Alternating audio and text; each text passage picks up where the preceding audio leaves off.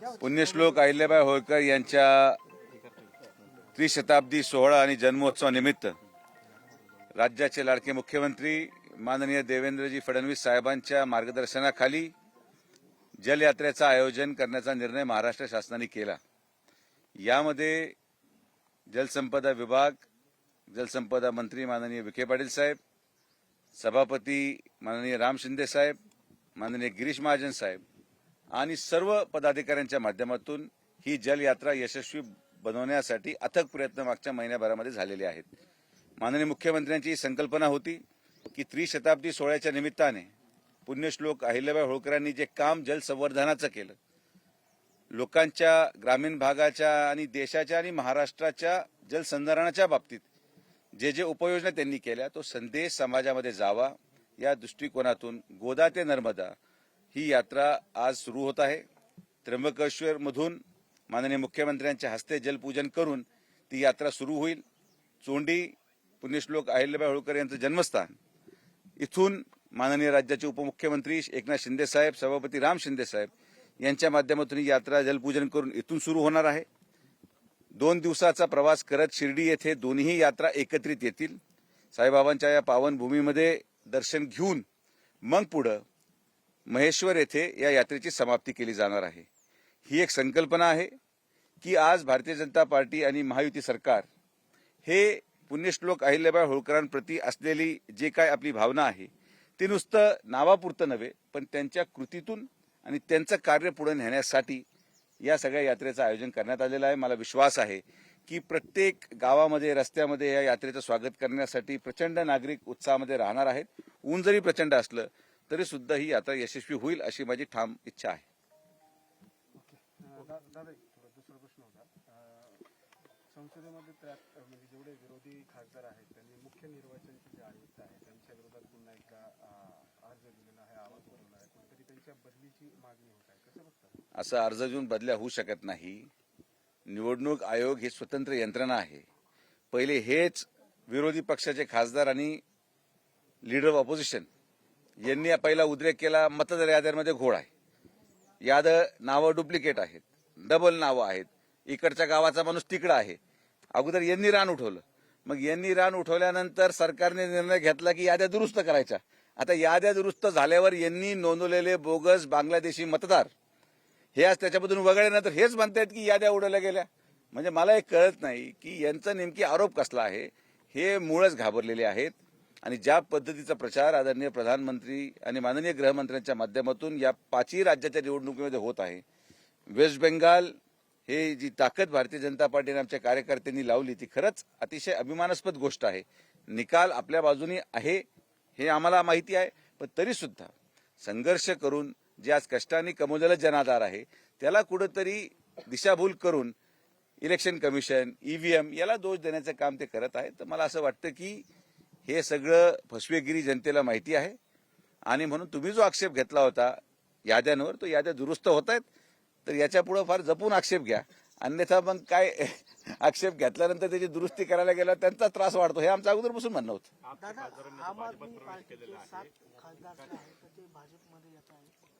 नाही, मला आम आदमी पार्टीचे खासदारांनी भारतीय जनता पार्टीमध्ये प्रवेश करण्याचा निर्णय घेतला।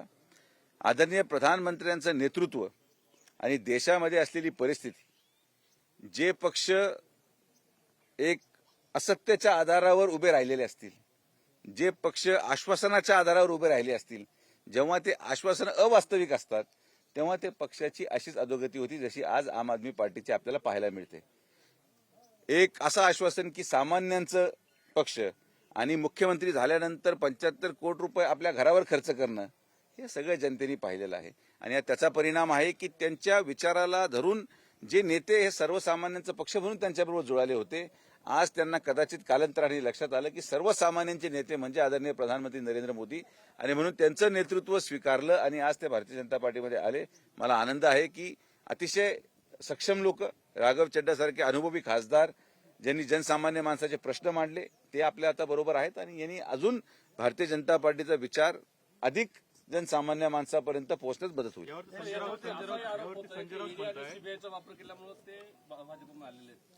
हे पहा, संजय राऊत साहेबांना कोणीच घेत नाहीये त्यामुळे ते एकटेच आहेत। उद्या त्यांना संधी असली तर त्यांनीही विचारणा केली असती, पण आपल्याला त्यांना काही घ्यायचं नाही. ते तिथं आहे, तिथं सुखी असू द्या. ते आज पक्ष एक अभूतपूर्व मुख्यमंत्री पदापासून 10-15 आमदारपर्यंत आले. तो पक्ष सगळ्या महानगरपालिका आणि नगरपंचायती हरला. त्यांचं नेतृत्वाखाली जिल्हा परिषद पंचायत समितीमध्ये देखील एकही जागा निवडून येणार नाही. त्यांनी एक निश्चय केलेला आहे माननीय राऊत साहेबांनी की जोपर्यंत माननीय उद्धव ठाकरे साहेबांचा एकही सरपंच शिल्लक राहतो तोपर्यंत मी काय थांबणार नाही. पण ते म्हणताय की जसं ट्रम्प पहिल्यांदा खरं बोलले की भारतामध्ये नरक करण्याचं काम सुरू आहे. नाही, आता ट्रम्प सारखेच ते वागू राहिलेत. कदाचित ट्रम्पनी त्यांना पाहून तर भूमिका घेतली नाही असा माझा संशय आहे की जेव्हा कधी ट्रम्प देशाच्या बातम्या पाहत असतील तर आपल्या देशाच्या टीव्हीवर फक्त राऊत साहेबच दिसतात. त्यांचं कुठंतरी परिणाम ट्रम्पवर झाला का असं मला वाटायला लागलं आणि म्हणून ते असं वागतायत. तर मला माझी व्यक्तिगत इच्छा आहे की बाबा जे त्यांनी संकल्पना केलेली आहे मशाल चिन्हासाठी की शेवटचा सरपंच पडूस तर मी थांबणार नाही, त्यांनी ती तशीच चालू ठेवावी आणि जेव्हा सगळं पक्षाचं सूरसपाट होईल मग ते विचार करतील. मग त्यांना कुठेतरी जावं लागेल, पण तेव्हा कोणी घ्यायला कोणी तयार राहणार नाही. संजय बागेश्वर धामचे बाबा त्यांनी शिवाजी महाराजांबद्दल एक वक्तव्य केले, त्यामुळे आता महाराष्ट्रात पुन्हा आरोप प्रत्यारोप सुरू झाले. कुठेतरी लढाई करताना त्यांनी लढाई थांबवली आणि स्वामी रामदास यांच्याकडे राजपाट सोपवला. त्याला जोडून गोविंद पानसरे यांचा जो शिवाजी कोण होता यावर एक वाद सुरू झालेला आहे. हे माझं व्यक्तिशः मत जर तुम्ही विचारलं ना, हे महापुरुष एवढे मोठे आहेत, छत्रपती शिवाजी महाराज असतील, भारतरत्न डॉक्टर बाबासाहेब आंबेडकर असतील किंवा इतर कोणी महामानव, यांचं जी काही कार्य राहिलेलं आहे, ज्यांची प्रतिमा राहिलेली आहे, हे कुठल्या तरी एका व्यक्तीने त्याच्याबद्दल बोलणं ती काही प्रतिमा मलिन होत नाही. आज ज्या पद्धतीने दुर्दैवाने सोशल मीडियाच्या काळामध्ये प्रत्येक जण राजकारण करायचा प्रयत्न करत आहे, कुठंतरी काहीतरी घडतं. आता संजय गायकवाड जे बोलले, ठीक आहे, त्यांची भावना काही असो, ठीक आहे, पहिल्यांदा बोलले का?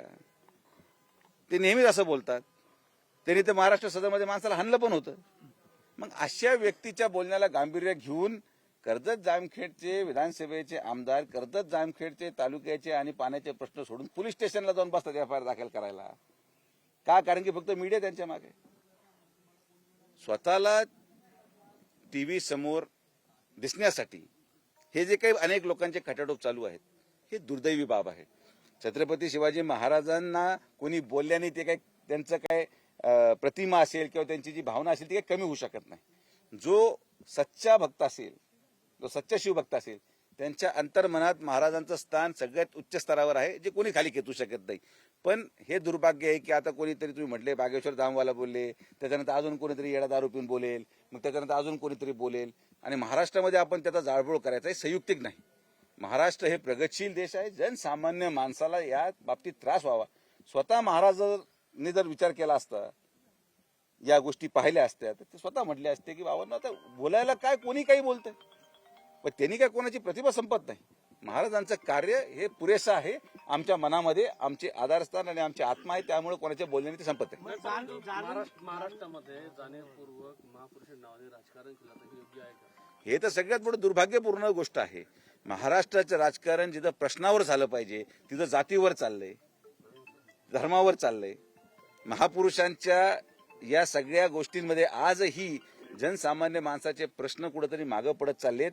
हे जर मी तुम्हाला एक गोष्ट आवर्जून सांगतो, आपले सगळे मीडिया मित्र जर अशा प्रकारच्या या वादांना कव्हरेज करायचं जर बंद केलं ना, तर हे सो कॉल्ड मीडिया स्टार हे आपोआपच बंद होतील. हा दोष त्यांचा नाहीये, दोष कोणी ना कोणीतरी या सगळ्या वादांना त्यांना टीव्हीवर दाखवण्यासाठी उपलब्ध असल्यामुळे हे सगळं पेटून उठतंय.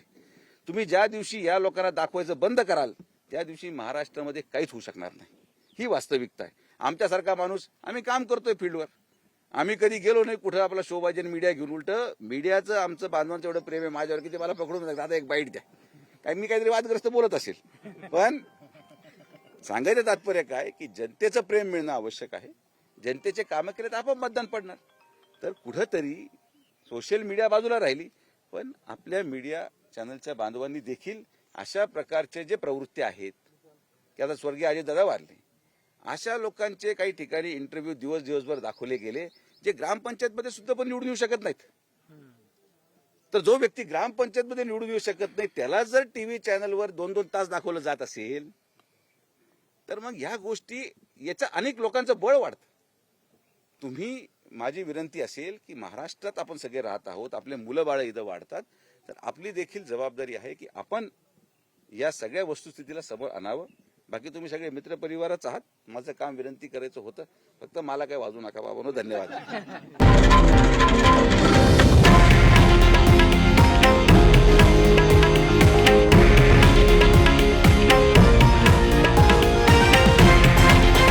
हे आहे देशातील नंबर 1 न्यूज नेटवर्क आणि आपण पाहत आहात TV9 मराठी, एकमेव.